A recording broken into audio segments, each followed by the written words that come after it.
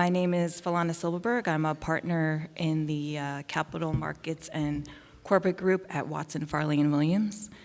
I am pleased to introduce our diverse and impressive panel. With us today, we have Mark O'Neill, President and CEO of Columbia Ship Management, Tassos Aslidis, CFO of New York-listed Euroseas and Eurodry, Beth Rooney, Director of the Port Department for New York and New Jersey, and Torbjørn TJ Wist, CFO of Wallenius Wilhelmsen. Our topic today is global supply chain, shipping, and geopolitics. So hopefully we'll keep you all awake this morning.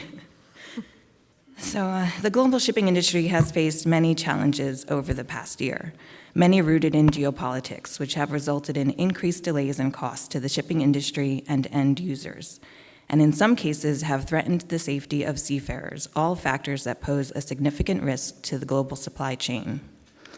Of these challenges, this panel will focus on recent disruptors in seaborne shipping, discussing shipping routes, trade tensions, and port challenges, and anything else the panel wants to address today. So just to start, I thought I'd just run down the panel and ask a quick question. Disruptors in shipping, good or bad? Mark, you want to start us off? Needed. What's that? Needed. Needed, okay. Disruptors in shipping, right? Yep. I think disruptions in shipping is typically the source of opportunities and challenges. So I guess I agree with you, it's both good and bad at the same time. And I would add that, it depends. It really is up to what the disruptor is. Yeah, and from my perspective, the disruptors has definitely been positive for the ro-ro shipping segment because it has contributed to, call it the supply-demand balance being in favor of the operators, so leading to a significant increase in the rates that we charge. So that's, call it the short-term positive. But clearly disruptors over time is a challenge, and of course there hasn't been a shortage of disruptors in our industry over the last couple of years. So I'd like to start with shipping routes. It's so relevant today. The ongoing Houthi rebel attacks on commercial vessels in the Red Sea have drastically impacted use of the Suez Canal, with rerouting vessels resulting in increased transit times of up to 47% and significantly impacting trade. When the Red Sea crisis commenced, I'm interested to know from the panel, what were some of the biggest challenges you faced in rerouting ships? Do you think the shipping industry was agile enough to respond to and address these challenges quickly enough to mitigate the impact on the supply chain? And I guess I'll just focus on Mark, Tassos, and TJ for this one. Mm-hmm. Okay. I think the shipping industry, the shipping sector, in all aspects of it is incredibly resilient. So the Red Sea crisis was approached and we adapted to it like we have to any other crisis extremely well. I think I'm CEO of Scholler Holdings as well, so we have over 50 vessels on the water, so we were able to look at this from an owner's perspective as well as a ship management company's perspective, where we have 450 vessels on the water. The challenge for me was establishing the correct risk assessment criteria to set against this. The question of whether a vessel makes that passage or not. Obviously, we have an umbrella consideration and presumption that the safety of seafarers is absolutely paramount, and the safety of our assets, second place, is absolutely paramount. So that there is that presumption. But how does one then assess what is reasonable or unreasonable risk in an environment which most people out there on the street would consider crazy, that you put 20 souls on board a vessel and you send them out into the high seas, battling against geopolitical considerations, weather, and everything else. Shipping was always called the adventure, and it remains the adventure because this balance between risk, appetite for risk, and dangers. So the correct risk assessment criteria to apply to this, and when does that risk become unreasonable? And, on every single voyage every single day, a number of times a day, I as CEO get risk assessments on the Red Sea. What is the appetite? What is the appetite from our clients who are having their vessels managed? What is the appetite of owners to make that passage? And that changes literally by the minute. Previously, it was if there were 3 vessels and there was a Navy escort, that was considered an acceptable risk, because the Navy escort with 3 vessels in convoy could deal with any drone that the Houthis, or attack that the Houthis might put forward. That rapidly changed as the technology became, there's the technology change, and really me as an ex-army officer, as soon as I saw the advent of underwater drones and the inability of guards on board the vessels to take those drones out, or the inability of the naval escorts to take those vessels out, irrespective of whether it was 3 vessels in the escort or more, that became then unacceptable risk for us. And as I said, it's the acceptability of this risk and the criteria, and it has to be reviewed on a day-by-day basis. And one can't take too moral a position on that, because if we adopt the position that no risk is acceptable, no vessel would ever set forth. So it's the degree of risk and whether that risk is acceptable or not, or reasonable or not, that has to be reviewed the whole time. And I think on balance, the vast majority of the sophisticated, the white fleet, or even the grey fleet has made the correct risk assessment. Yeah, we were the first ro-ro carrier to stop passing through the Red Sea. We never compromise on safety, and for those of you who know our vessels, large vessels, 240 meters long, about 40 meters wide, 40 meters above the waterline, and if we get penetration of the hull next to the waterline and you get water ingress, our ship will fall over. So absolutely no compromise there. And so we were the first to stop. We had about 10 passages each way every month. Cost-wise, not a particular big issue, because I think the people who run the Suez Canal got good calculators and they see how much fuel you have to burn to go around. So it was more, call it the opportunity loss of lost trading days that adds to the cost, and we estimated the yearly effect 2024 to be around $100 million of lost revenues for the group, which in the context of $5 billion is not a $5 billion revenue is not a big hit. We fear that this is going to take a long time, so we will not entertain the thought of going in, because even with, as Mark alluded to, even with escorts, the Houthis, they see fit to try anyways, and we just do not take any risk in terms of our crew nor our vessels. So I think the industry has been quick in responding, and now that the Houthis suddenly have a name outside of the Middle East, we think they're going to try to stay there for quite some time. Yeah, I think we also rate the safety of our crewmen above everything else. And economically speaking, if I can make a comparison, it's a different decision to be taken for dry bulk and tanker shipping that do tramp voyages. They pass not on a regular basis. It's a different decision to be taken by a liner company, I presume, like the situation you are in, or the bigger liner companies, that they need to readjust their entire schedule. Avoiding to go through Suez is not a decision to be seen separately if you have to adjust a weekly schedule that visits another 10 ports and so on. So it's a much bigger the stakes and a longer time, I guess, to react for a liner company than for single passages.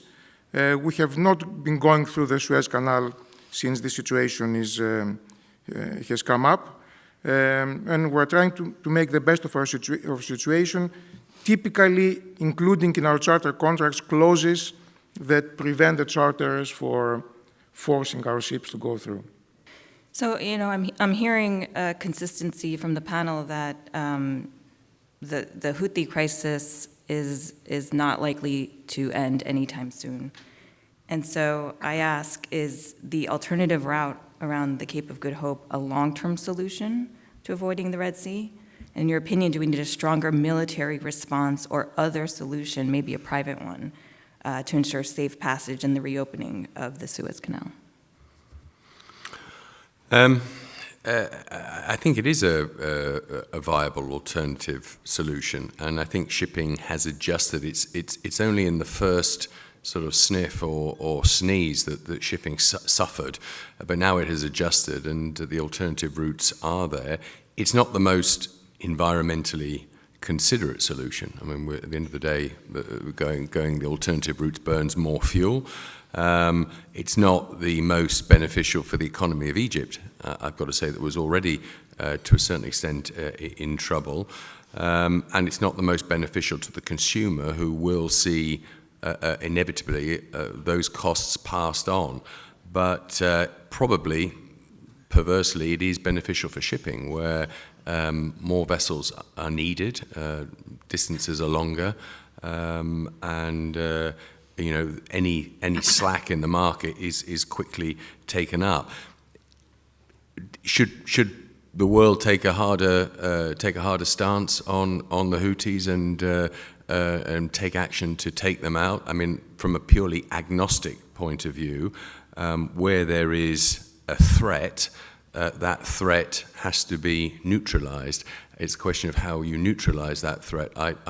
I'd much prefer the idea of a longer route and avoiding the problem, and therefore neutralizing it that way, rather than taking a political standpoint on whether the Houthis should be taken out or not. Clearly there is the capability to do that. Whether that is right or wrong is not really for us, but I think that threat can be neutralized to reasonable, acceptable levels of risk by taking the longer route. I think from our perspective, we adjust, and as I alluded to in my opening remarks, the fact that we have to go around the Cape in a way exacerbates an already tight supply-demand balance, and so in that sense it has been quite good for us, because with the advent of China as an exporter of vehicles, they've now surpassed Japan in terms of number of units, and that ties up a lot of the global tonnage and ro-ro shipping in long passages. So, we're operating at over 100% capacity, so it's incredible. And any shock to the system, like we see with the Red Sea, tends to further increase the balance of power in favor of the operators. I'm going to be careful about sort of having a view on what to do with the Houthis. As everyone knows, they're sort of proxy for Iran, one of three in the region, and if anyone can sort of guess the outcome of conflicts in the Middle East, they're smarter than me. So I think the industry, until there's a solution in the current powder keg, I think we should assume that we will continue to go around the Cape. And how long the conflict in the Middle East will last, that's anyone's guess. If I can add my 2 cents, shipping is an accommodating industry. Over the centuries, shipping was able to adjust to whatever disruptions have taken place and adjust the routes and serve its clients. So going around the Cape of Good Hope is a solution that can be employed as long as it's necessary. I think it's not the right either or to put, either take the longer route or attack the Houthis. I mean, the costs of the second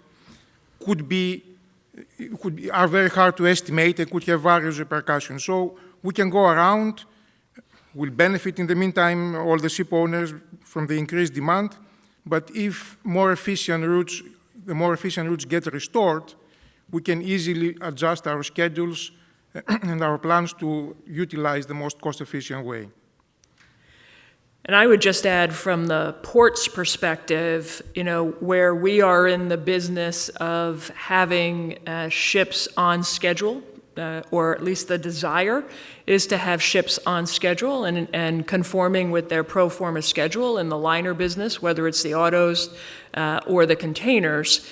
So in the beginning of the disruption and the need to go around the Cape of Good Hope, we did experience problems in the port with vessel bunching, and now that unfortunately we've had to do this for long periods of time, the schedules have adjusted, and now they're right-sized. And you saw presumably an announcement last week, or maybe it was the week before now, that the new Gemini service between Maersk and Hapag-Lloyd that will start in February, they made an announcement that their schedule and their deployment of vessels assumes that they will continue to go around the Cape. So that's the new normal for now, but as my fellow panelists have said, the business is resilient, and when there is an opportunity to safely return to the Suez Canal, the industry will adjust, and so will the port infrastructure that supports the vessels. Maybe I can just add very quickly, we're not just a shipping company in Wallenius Wilhelmsen. We have a significant land-based presence as well, including 8 terminals around the world. And we do see that congestion in ports around the world has been call it another contributor to lack of capacity and hence a balance of power shift in our favor. And with any sort of shocks to the system that leads to unpredictability in the scheduling around the ports is tough. Thankfully, in 7 out of the 8 ports that we operate, we can prioritize our own vessels, which is actually a nice selling point to our customers, which are all the major OEMs, both in auto and high and heavy. That if 2 vessels come in, one is a competitor, one is us, into one of our terminals, our vessel will go in quicker and offload as compared to the competition. So, ports has also been a big source of tying up capacity in unnecessary waiting times around the world, and any shocks to the system like the Red Sea further contributes to that challenge.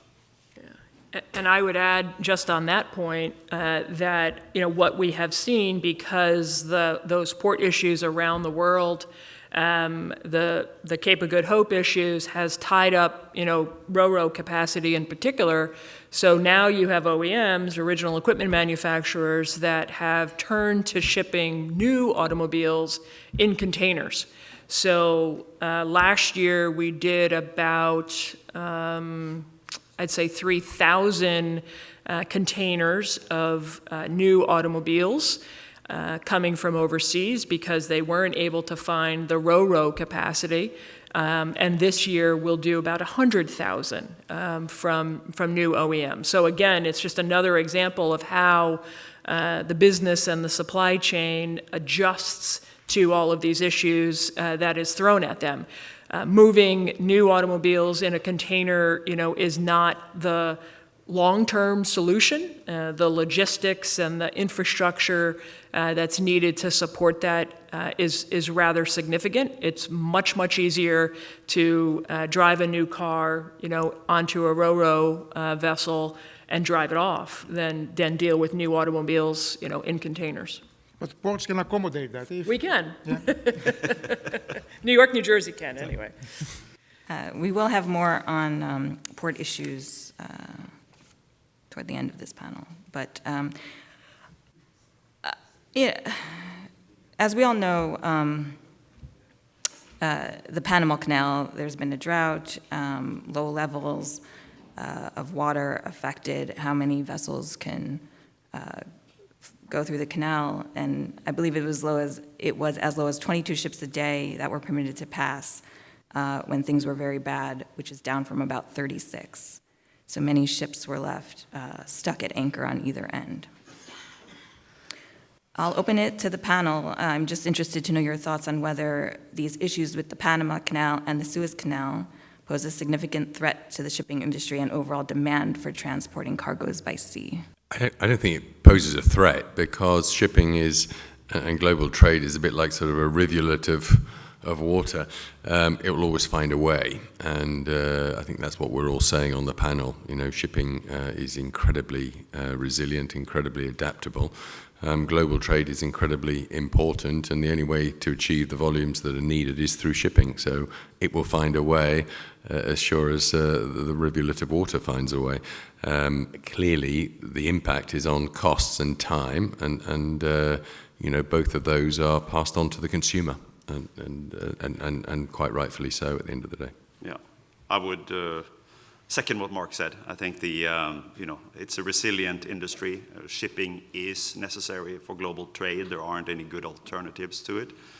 We will adapt, but it's clear that, being able to pass through the Panama Canal or the Suez Canal are, they were built for a reason. They make global trade more efficient, and we think that it'll come back, but like any sort of shock to the system, shipping will adapt. Yeah, I think there is little to add on this, simply to observe that the effect of the type of ships is different has been last year different from the Panama Canal reduction of capacity versus Suez. In the Panama Canal, I guess, the bulkers and tankers had to take the bulk of the diversions, and containers got their way because of the volume of business, I suspect, to go there through more regularly, while on the Suez Canal situation, container shipping got the disruption, the biggest disruption, and you can argue that that was the biggest benefit because of the longer routes. So I'd like to touch on sanctions just for a little bit. I think we can all agree that sanctions and trade tensions are ever-changing. And I'm interested to know, how have sanctions and trade tensions affected global shipping routes and the global supply chain? Do you think that global trade is at risk in view of rising tensions in the South China Sea? Shall I start? Yeah, look, sanctions in our book is of course not good for global trade, and while those of us who are sort of had in their 50s now, we obviously enjoyed a long period of time from 89 to 2015 with relatively stable global situation, everything built around free trade, one superpower in the world, and now it's falling into sort of two blocks, with China on one hand and the US on one hand. The first sort of sanctions that we ran into was, of course, when Russia invaded Ukraine. From a sort of ro-ro shipping perspective, that was a non-event because very little cars go the sea route to Russia. There's a big, right now there's a lot of Chinese cars being sold in Russia, but they mainly get transported on land. So we closed the whole operation. That we had a small sales office in Moscow.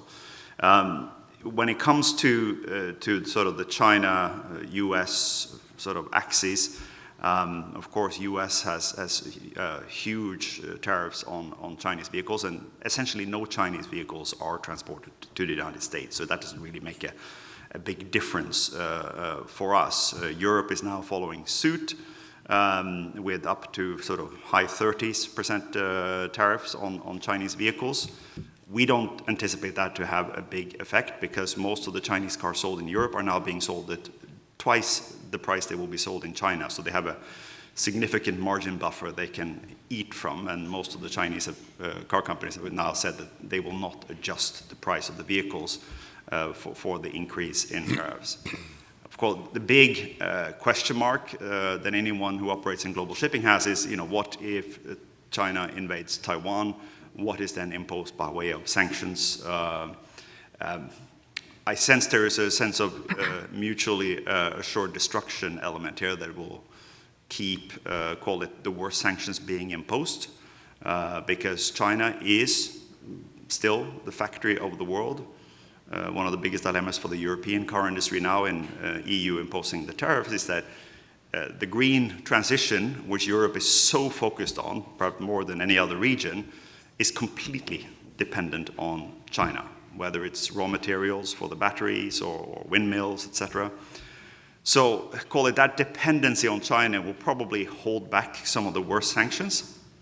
But clearly, with 85% of the world's ro-ro ships being built in China, the majority of ships being built in China, blockages of Chinese-built ships coming into the United States, of course, would not be great for global trade. So I think this, call it the US-China one, is probably the one that takes the most bandwidth that I see, and of course we're all following the election in the US with interest to see which way the wind blows in terms of their approach to China.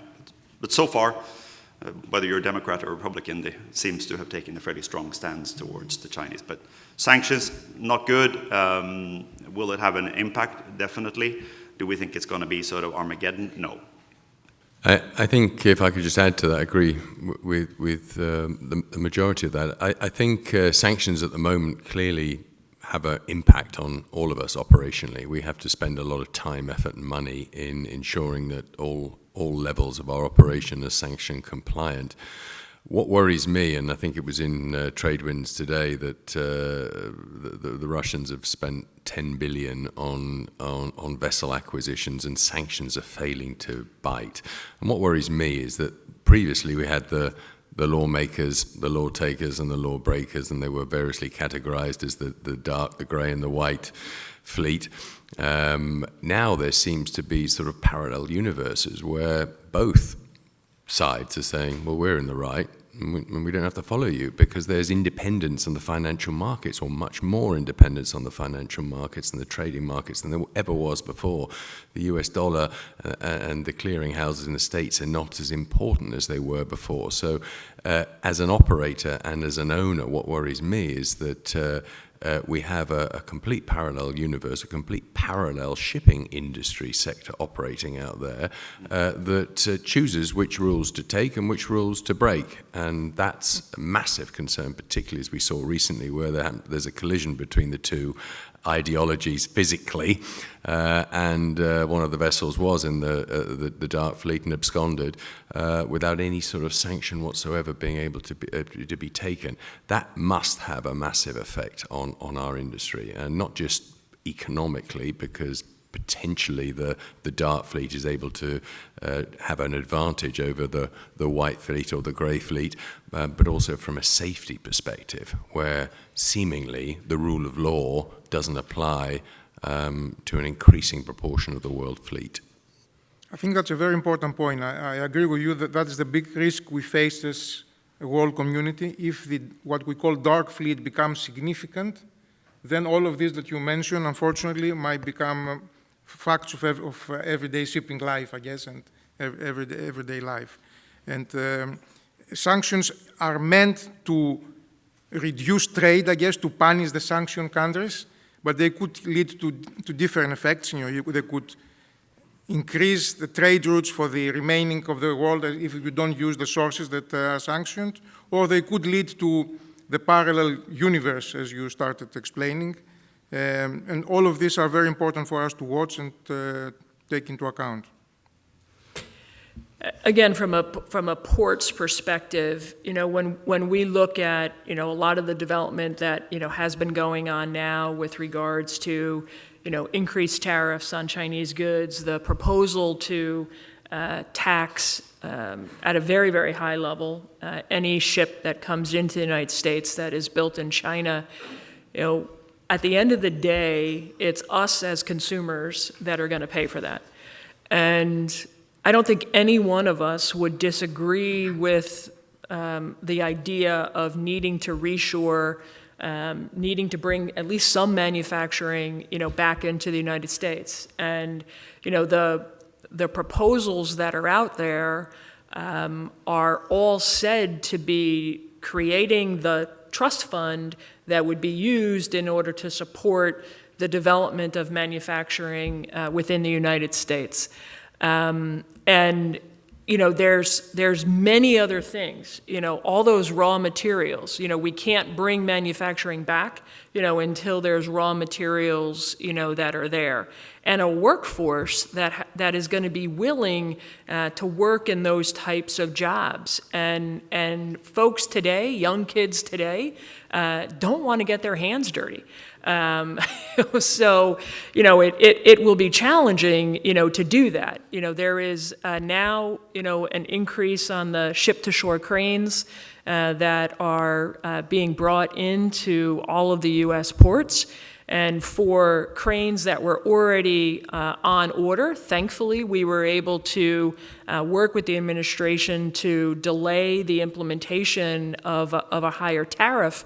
But it will cost the terminal operators an additional $4 million per container crane in order to pay the additional tariff. The container carriers, if this concept of charging all of the ships that were made in China that come into the United States, for the container carriers, they're telling me that it's over $1 million per voyage. Per voyage. So I don't know what it is for a car carrier or for any of the bulk ships, but here in New York, we're doing over 6,000 foreign deep draft arrivals a year. And while I haven't looked at the statistics, I guarantee you that at least 75 to 80% of those ships are built in China. So it is a very, very, very significant impact that will hit us all at the cash registers. Which might not make it realistic if almost more than half of the fleet is built or will soon be built in China, so it's hard to ignore that. Yeah. And there is no alternative, right? So it's not like these ships, won't come to the United States because there isn't, really an alternative. So, and that's why, those costs would be passed on to us as the consumers. Which is, I think, Tassos, what you were saying, that they just wouldn't implement the sanctions because it would be too much of a hit. Is that a fair summary?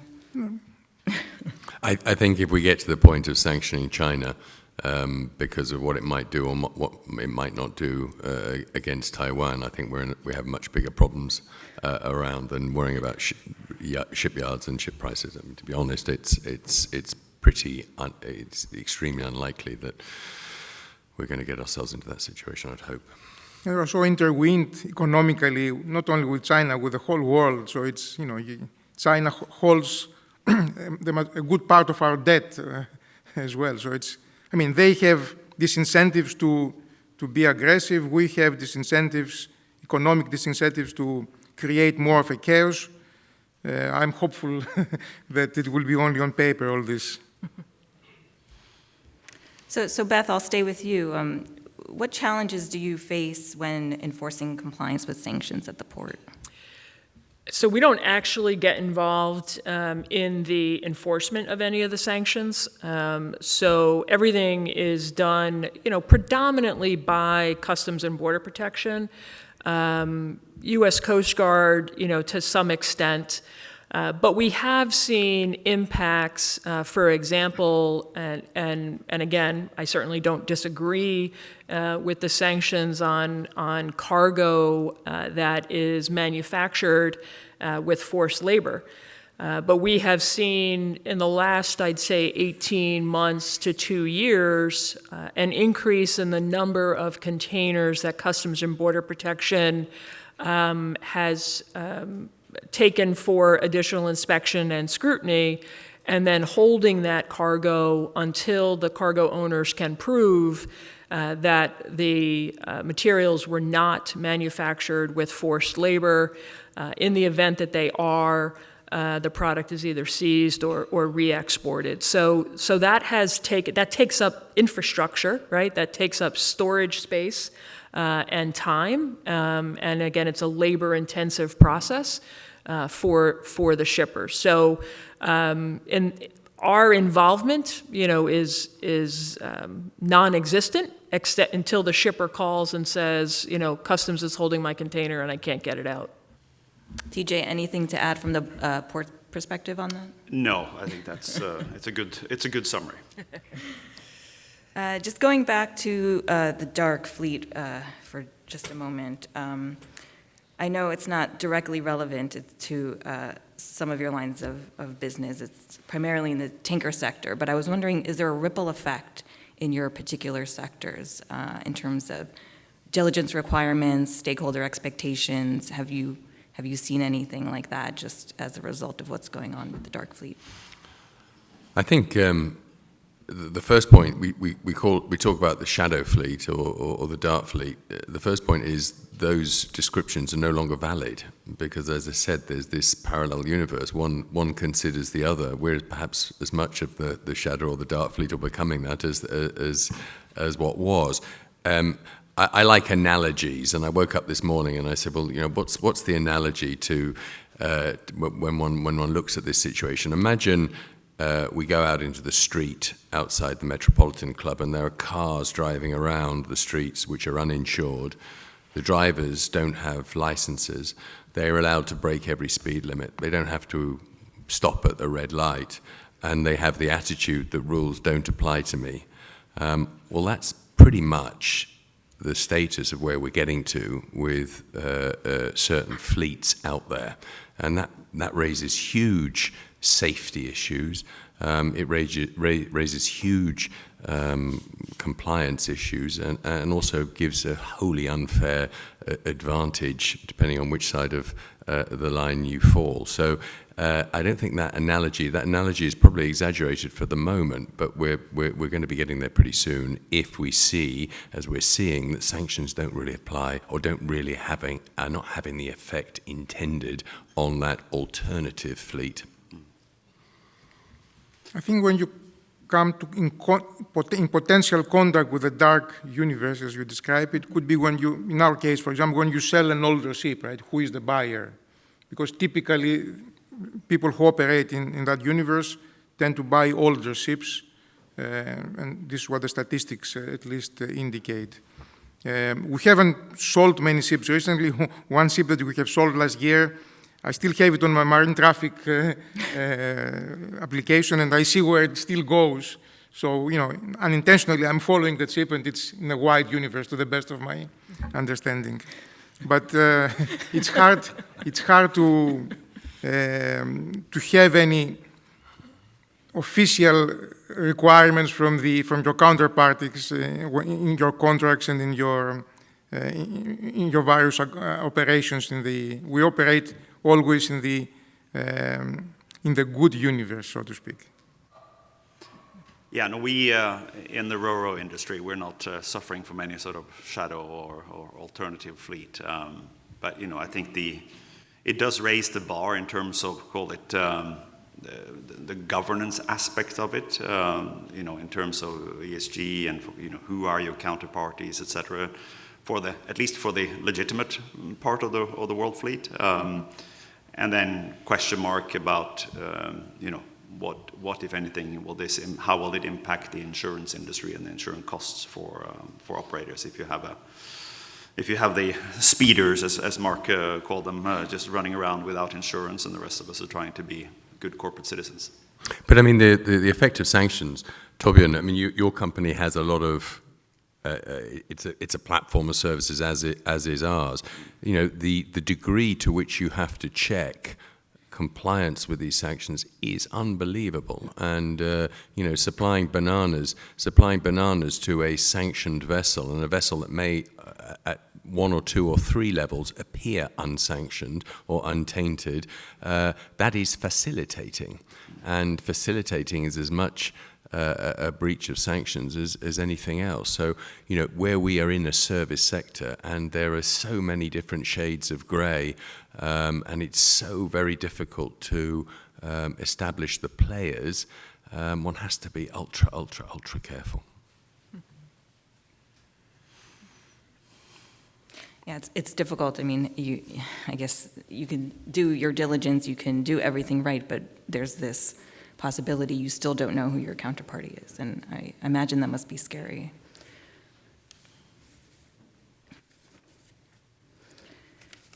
So moving on to our final topic, port challenges. As we have all seen in the news about the recent port strike, a tentative deal was reached to halt the recent dock worker strike in the US, but there still remains a risk that the strike could return. There are still open points to be agreed with the International Longshoremen's Association, including regarding the use of automation or semi-automation technology at ports, which could render some port jobs obsolete. Beth, I'll start with you. Are the concepts of automation and job preservation diametrically opposed? I'm interested to know your views on whether there is a solution that integrates technology to maximize operational efficiency and securing the supply chain while preserving job security of port workers. Yeah. So whether it's, in the port or in our daily lives, there's very little that we do any longer that doesn't incorporate some type of technology, right? So I don't think it is possible to avoid the continued implementation and adoption of technology in our ports and terminals. But it obviously has to be done while protecting, the jobs of individuals. And I think, we have a long history of implementing technologies throughout the marine terminal environment while protecting those jobs. So, one of our terminals, Port Liberty Bayonne, is semi-automated. And before they went semi-automated, the crane operators in the yard for the cargo handling equipment, would have to go out to the yard. They would climb up a 4-story ladder, straight up ladder, not, a staircase. They would sit for 4 hours in a room that's, 2.5 by 2.5 glass room, bent over between their legs, staring through the glass floor, working to, joysticks. No access to restrooms, getting dirty, greasy, calloused hands. And those jobs have now been moved into a control room. And those workers are extremely happy and satisfied with their quality of life.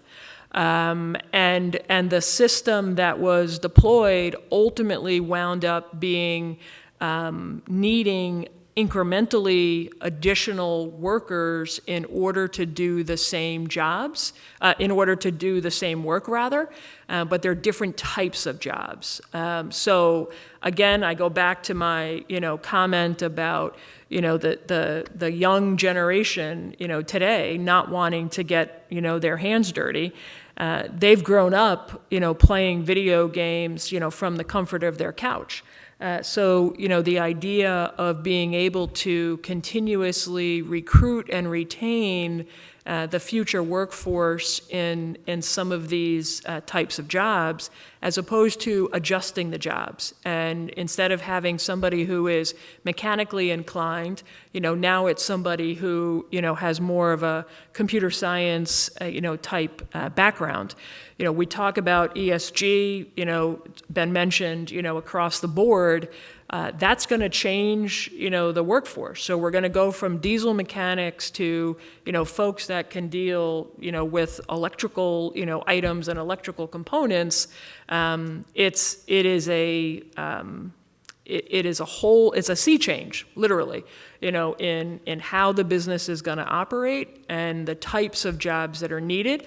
But I don't see it eliminating jobs.